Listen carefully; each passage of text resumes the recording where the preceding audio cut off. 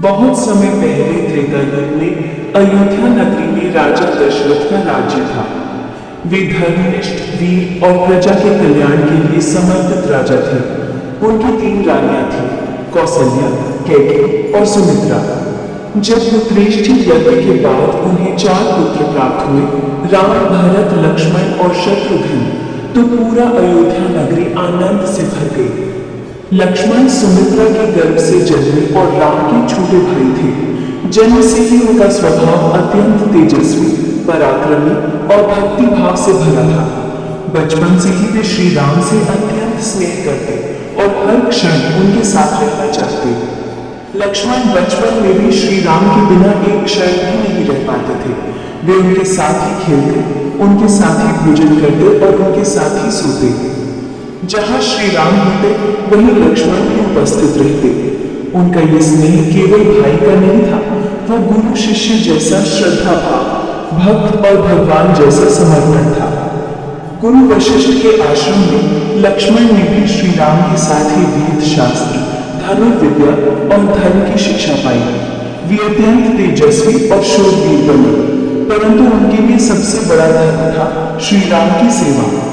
वे स्वयं कहते थे, मेरे लिए जीवन का अर्थ है श्री राम के चरणों में रहना।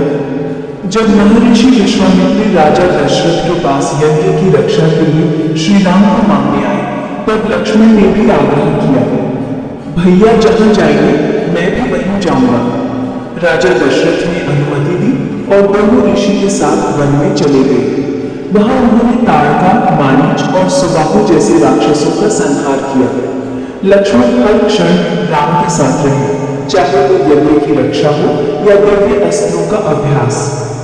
मिथिला में सीता स्वयंवर के समय भी लक्ष्मण श्री राम के साथ रहे। उन्होंने देखा कि कैसे राम ने शिव धनुष को उठाकर तोड़ दिया और सीता से विवाह किया।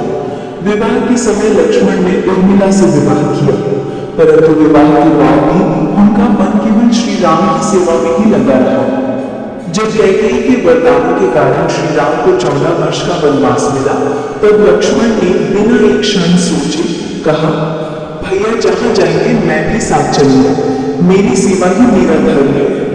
उन्होंने उर्मिला को पीछे छोड़ दिया और श्री राम सीता के साथ वन की यात्रा पर निकल पड़े। वन में उन्होंने झोपड़ी बनाई, रात दिन पहरा दिया और हर प्रकार से श्री राम और सीता की सेवा की। 14 वर्षों तक लक्ष्मण ने नींद नहीं ली, जूते नहीं पहने और सुख सुविधाएं त्याग दी, सिर्फ इसलिए क्योंकि उनके प्रभु और भाभी को कोई कष्ट ना हो। जब रावण ने सीता का हरण किया, लक्ष्मण ने श्री राम के साथ मिलकर उन्हें ढूंढा। उन्होंने वानर राज सुग्रीव से मित्रता कराई और वानर सेना के साथ लंका पर चढ़ाई की। युद्ध में लक्ष्मण ने असाधारण वीरता दिखाई। उन्होंने रावण के पुत्र मेघनाद यानी इंद्रजित जैसे शक्तिशाली योद्धा को परास्त किया।